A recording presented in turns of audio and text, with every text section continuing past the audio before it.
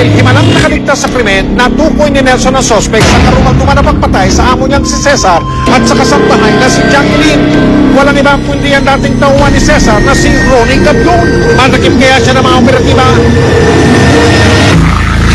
Tol, papo kasi sir. Pati si misis ko eh. Paano yun? Baka mamaya tanggalin niya ako.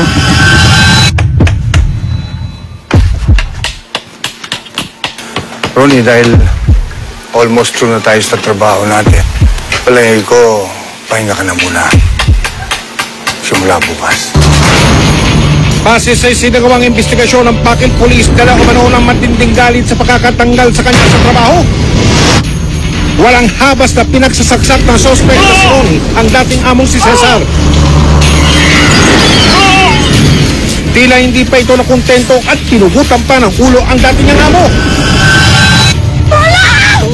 Lumalabas na parang walang tumayong saksi sa krimen, pinagsasaksak niya ang kasambahay na si Jacqueline. At pinalakol pa sa ulo ang tauwang si Nelson na bukod tanging nakaligtas sa pagkakasang.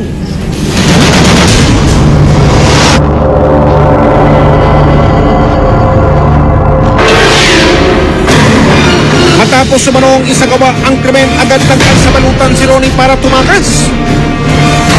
Ayon sa salaysay ng asawa ni Cesar na si Virginia, bandang alas 3 ng hapon nung araw na nangyari ang krimen, nakita niya si Ronnie nang pumasok sa bahay nito at agad din umalis. Ang pagmamadaling pag-alis ni Ronnie ay labis daw na pinagtaka ng asawa ni Cesar na kapitbahay ng sospek sa barangay Burgos nung mga panahon yun. Isang oras naman ang nakalipas nang may magpuntahang mga pulis sa bahay ni Ronnie, pero hindi na nila inabutan pa. Ay, nakita niyo po ba si Ronnie dito? Opo, kanina po nagmamadali eh. Bakit po ba, sir? Suspect po siya nangyaring patayin sa taas dito sa Merez House.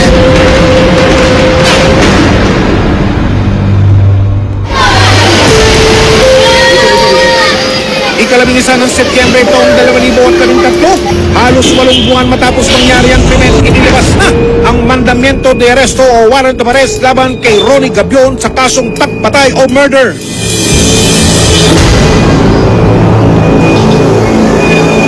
Ang pamilya ni Jacqueline na iwang umaasa sa bayan ng Pakil na madatakip pa ang sospek. Habang bumalik naman sa Estados Unidos ang may bahay ni Cesar. Pero matapos ang halos 2 taon na patuloy na paghahanap sa sospek, hindi pa rin siya nadatakip. Ang gusto ko mangyari, kung anong ginawa nila doon sa 2 taong yun, ganun din ang gawain sa kanya. At para yung 2 ay matahimik na ang kaluluwa niya at hindi sila natatahimik. Alagi ko sila napapanaginipan. Ano talagang gusto kong yun ang minimiti-miti ko mahuli. Simula, hindi ko pa nakikita yung taong yun. Ay gusto kong makita at parusahan siya sa ginawa niya. Ang nakaligtas na si Nelson, wala rin ibang hangad kundi ang nakulong ang sospek na muntik na rin kumitin sa kanyang buhay.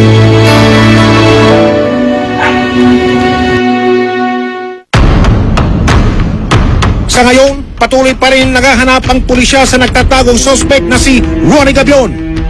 Kung sino man ang may impormasyon na makapagtuturo sa kanyang kinaroroonan, maaaring ipagbigay alam sa investigador o sa himpilan ng pulisya ng Pakil. Mga kapuso, hanggat may inaabuso o inaapi, hindi kami titigil sa pag-aksyon. Dahil ang mga abusado at mga manloloko, hindi namin tatantanan. Hanggang sa susunod na Sabado, ako po si Mike Enriquez at ito ang nag-iisang investigador.